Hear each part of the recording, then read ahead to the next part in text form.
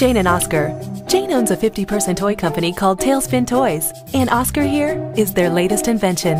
To put Oscar in toy stores all over the world, Jane is constantly on the move. That's why Tailspin uses Microsoft Exchange for email, calendar, and contacts so that Jane can stay connected and in sync. Whether Jane is using Outlook on her work PC or accessing her email through a web browser using Outlook web app, or on the go using her smartphone, all her info stays in sync. And even if a storm knocks out the power or pulls her network down, Exchange makes sure she doesn't miss an email or lose any of her data. Jane gets a lot of email, literally hundreds a day. Exchange helps her make sense of it all with features like Conversation View.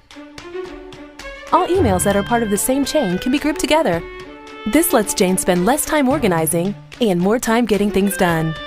Jane also likes that she can just click on a name in an email to get that person's contact information, like their address, phone number, and even the next open slot on that person's calendar.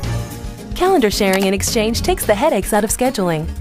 Jane can share her calendar with her coworkers, colleagues at other organizations, even friends and family, so they can see when she is or isn't available and make appointment requests.